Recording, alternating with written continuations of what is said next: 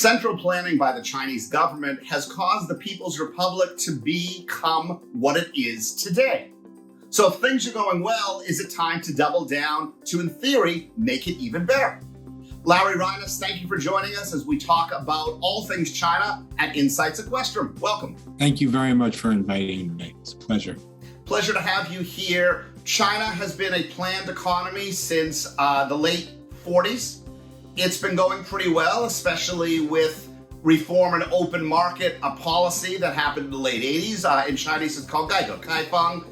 Right now, things are going exceptionally well for them, and now the government has decided to increase regulations for technology companies. What is your immediate reaction when you hear that? It's sort of you knew it was coming down the road. The changes that they made in the past few years just kept leaning towards, going back to the old ways. The economy was tightening up. So this is sort of somewhat was being telegraphed. You've been actively doing business with the Chinese for almost 30 years. Is this saying you-know-what different day, or it strike you as a raw nerve that it's something eerily new? It's new. It's like the bell curve started. When Deng Xiaoping came in, things were opening up. There were market reforms going to a more capitalist society. And then, around 2008, 2010, things started to tighten up. Actually, during the Beijing Olympics, things started to tighten up with the immigration, and it became more difficult to get visas, which was a new thing for us. We used to be able to get visas on the fly, and then it became a waiting game and became a little more challenging. And eventually, you just saw things tightening up little by little. Each year, you go back right after Chinese New Year, and the screws got a little tighter. So this is sort of part of the bell curve coming back to where they were. Do you think it's a good bell curve or a bad bell curve in terms of the trend? Well, I think it's a bad bell curve. An open, free economy is wonderful with free trade and basically free expression. What's happening with the Uyghurs is horrible. So there's a lot that are not in the positive vein. It's not where we were in 2005, 2008. But should technology companies be restrained? I mean, let's face it, we've talked about this in the United States many times. They wanted to break up Microsoft. There have been thoughts that maybe, whether it be oligopolist type practices or monopolistic type practices, that the FANGs are getting too big. We certainly have gotten pushback in Europe. Do you think it's actually a good thing that the Chinese government is starting to regulate tech companies? It's been bad for years that they've regulated tech companies.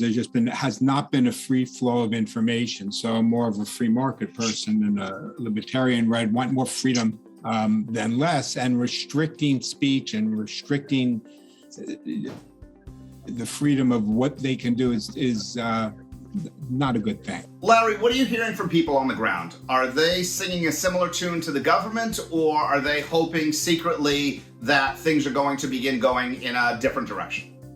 It's really funny. Over the past 2 years, I haven't been getting as candid a conversation as before. And I haven't been there, obviously, through COVID. So the personal relationships, it's hard to see when you're talking to someone, and things become sort of nationalistic. So I don't know if I could really judge, honestly, what's happening, but they are very pro-government.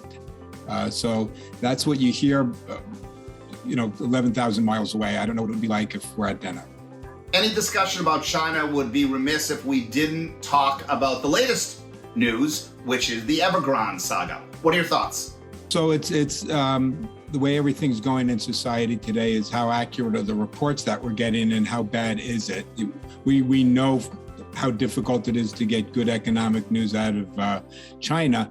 So we don't know what spins on it. We don't know what's really real. We don't know what the government's going to do to protect and save face. So, will it be a disaster?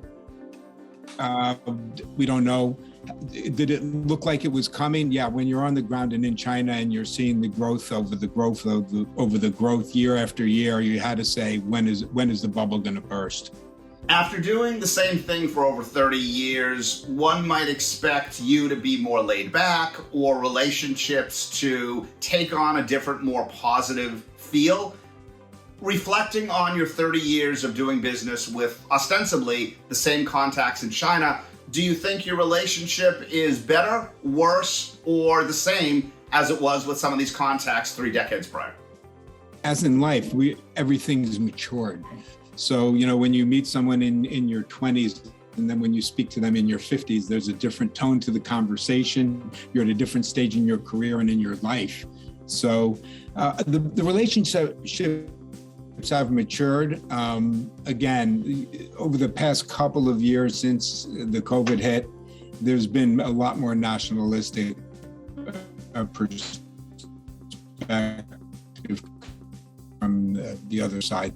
Larry, do you think we're going to start seeing similar regulations against tech companies pop up in the US and Europe in light of what China is doing domestically? I think it's popped up over the past year.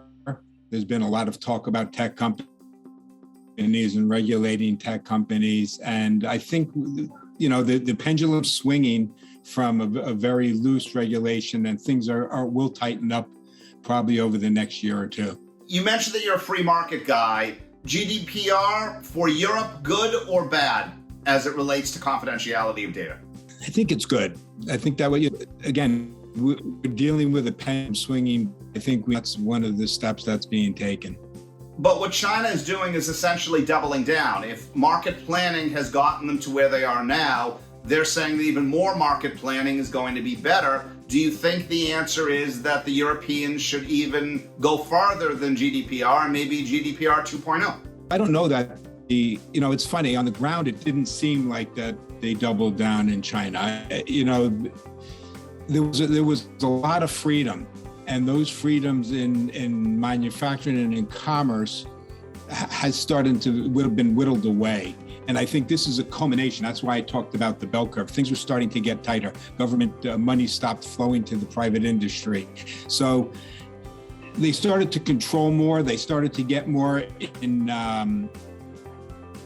they started to tighten things up. So I don't know that it is that much of a double down. I think they're going back to pre-Deng Xiaoping.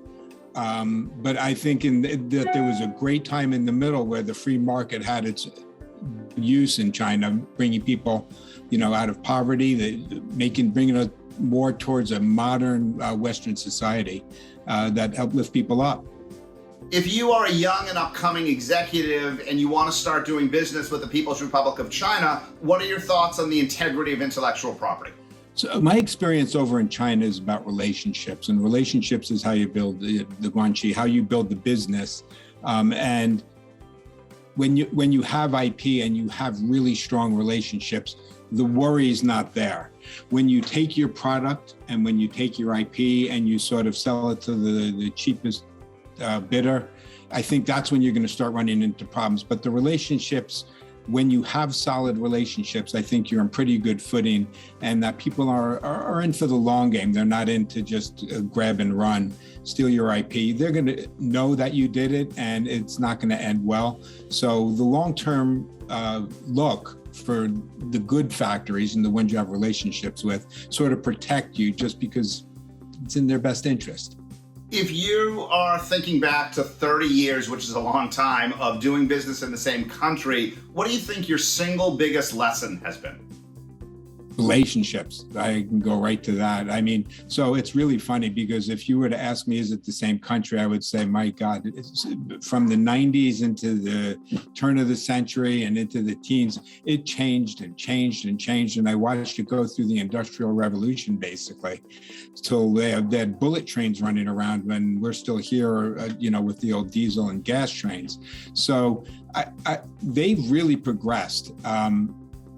Well more, it doesn't seem like the same country. And what's gotten through to me is that relationships matter a lot. And, the government regulation does interfere greatly, but with the right relationships, you sort of find the way to navigate the waters and avoid getting real hurt. Larry, what keeps you up at night the most these days about China? The change and the speed of the change over there, and the geopolitics and what's happening with their economy.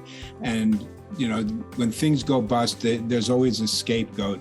And the hope is that everything stays real peaceful and that no one gets real excited over there. And the government needs to make their citizenry feel really strong and good, and that they don't start any dumb wars, or they don't walk into Taiwan, and that they start respecting human rights.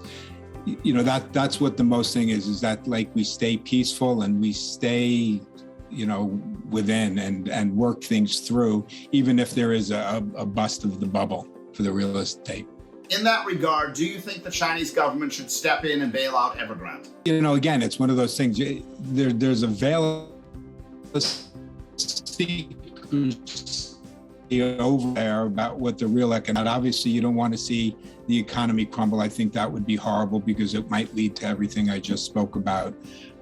So you'd want to sort of have as good of a save face as possible without things crumbling and economies falling and civil unrest. So yeah, if it takes to avoid civil unrest, absolutely. Larry Reines talking about all things China for Insights Questrom. Thank you, Greg. Have a great day.